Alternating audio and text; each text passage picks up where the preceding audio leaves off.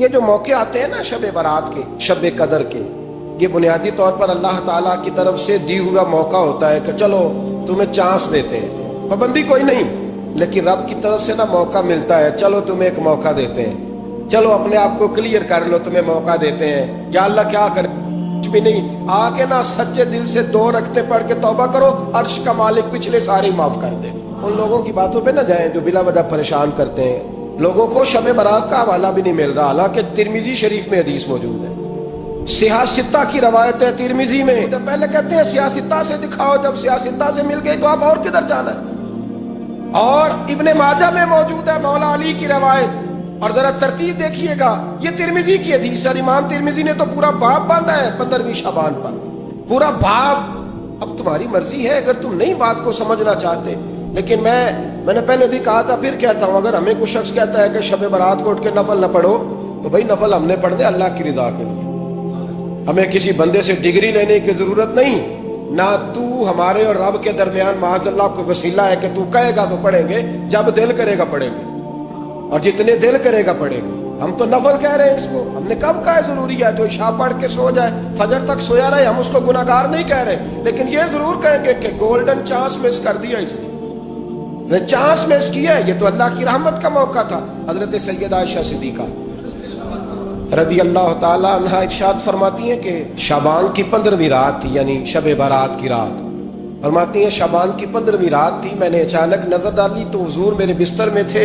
پھر میری نظر پڑی تو حضور نہیں تھے، میرے دل میں گمان آیا، خیال آیا کہ شاید کسی اور زوجہ کی طرف حضور کا میلانے تباہ ہو گیا ہو، وہاں تشریف لے گئے ہوں۔ فرماتی میں اٹھی باہر گئی تو نبی کریم علیہ السلام جنت البقیع میں تھے، قریب ایک جگہ پہ حضور دعائیں مانگ رہے تھے۔ فرماتے میں گیا تو حضور فرمانے لگے، ابو بکر کی بیٹی تو نے کیا گمان کیا کہ اللہ کا رسول تیری حق تلفی کرے گا؟ عرض کی حضور آپ مالک ہیں، کہیں اور جانا چاہیں تو میری طرف سے پابندی نہیں۔ کہتی ہے وہاں کھڑے کھڑے میرے رسول کریم نے بیان فرمایا، یہ ترمذی کے لفظ ہیں، حضور نے فرمایا عائشہ یہ شعبان کی 15ویں رات ہے، مدینے میں سب سے زیادہ بکریاں بنو کلب کا قبیلہ پالتا تھا، فرمایا آج کی رات بنو کلب کے قبیلے کی بکریوں کی تعداد کے مطابق اللہ میری امت کے لوگوں کی بخشی فرما دے گا۔ یہ وہ رات ہے۔ جناب عائشہ صدیقہ رضی اللہ تعالیٰ عنہ نے بات رات کو سنی تنہائی میں نبی پاک سے، رات کو تنہائی میں حضور سے سنی، سویرے جناب عائشہ نے کل امت کو بتائی۔ اگر یہ بات اہمیت والی نہ ہوتی تو بی بی صاحب آگے روایت کرتی، یہ کتابوں میں آتی، یہ لوگوں کو بتاتی۔ حضرت عائشہ نے روایت کیا اور مولا علی شیر خدا نے تو کھل کے کہا، ابن ماجہ میں حضرت علی سے پیار کرنے والوں کے لیے الگ عنوان، مولا علی نے کھل کے فرمایا شعبان کی 15ویں رات کو رات عبادت کرنا اور سویرے روزہ رکھنا۔ حضرت علی کے لفظ بائی نہیں سیاستہ میں، رات کو عبادت کرنا، دن کو روزہ رکھنا۔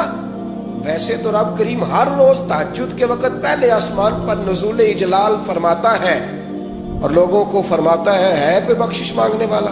کیا انداز ہے مولا علی شیر خدا حدیث روایت کرتے ہیں، رنگ کیا ہے؟ فرمایا باقی راتوں میں نا تھوڑا سا پیکج ہوتا ہے، تھوڑا سا آخری حصے میں رات کے شب برات کو نا رات چڑھتے ہی اللہ پہلے آسمان پر جو اس کی شان کے لائق ہے نزول اجلال فرماتا ہے، اور پہلا جملہ یہ فرماتا ہے کوئی معافی مانگنے والا؟ اللہ کرے آپ کو سمجھ آئے، یعنی معافی دینے والا کہہ رہا ہے چلو آؤ ادھر آؤ ذرا معافی مانگو، میں معاف کرنے آیا ہوں، مانگو معافی، ہے کوئی معافی مانگنے والا؟ معاف کر دیں گے۔ اور آپ فرماتے ہیں ہے کوئی رزق مانگنے والا؟ وہ جو بڑی درخواستیں دیتے پھرتے ہیں نا مختلف اداروں میں، وہ ایک درخواست نا شب برات والی رات بھی دے۔ اور میں نہیں کہہ رہا، مولا علی شیر خدا فرما رہے ہیں، اور وہ خود نہیں فرما رہے، وہ نبی پاک کا فرمان نقل کر رہے ہیں، اور وہ رسول اللہ صلی اللہ علیہ وسلم کی بات نہیں بیان کر رہے، وہ کہتے ہیں رب فرماتا ہے کوئی روزی مانگنے والا؟ سارے سیٹھوں نوابوں جاگیرداروں کے پاس جا جا کے تھک گئے ہو، ایک دن میرے کہنے پر، ایک رات، ایک دیہڑی ذرا شب برات والی لگا کے تو دیکھو۔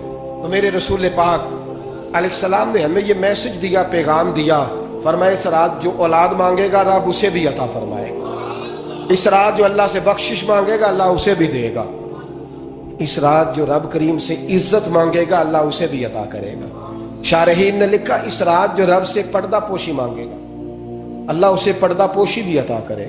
جو جنت کا سوالی ہوگا رب اپنے فضل سے عطا فرمائے. کوشش فرمائے, کوشش فرمائے.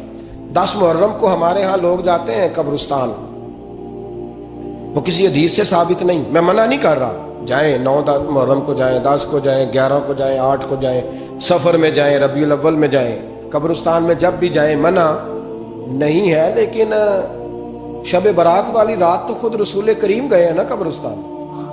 اب جو بات میں نے سمجھانی ہے اس کو سمجھیں. نبی پاک کی والدہ کا مزار نہیں ہے وہاں جنت البقیع میں. حضور کے کو بھائی بہن, حضور کیا کرنے گئے؟ امت کی بخشش کے لیے گئے. شب برات کی رات لالچی نہ بنے کہ صرف میں نے اپنے لیے روزی مانگنی ہے, کل امت کے لیے مانگے رب کریم سے. مانگے اپنے بھائی کے لیے, مانگے اپنی بہن کے لیے, مانگے اپنے بیٹے کے لیے, مانگے اپنی بیٹی کے لیے, مانگے اللہ کریم. یہ مانگنے کی رات ہے. پچھلی راتی رحمت رب دی کرے بلند آوازہ, بخشش منگن وارے کارن کھلا جے دروازہ. آئیں اللہ کی بارگاہ میں اس رات کو کھل کے دعا مانگے,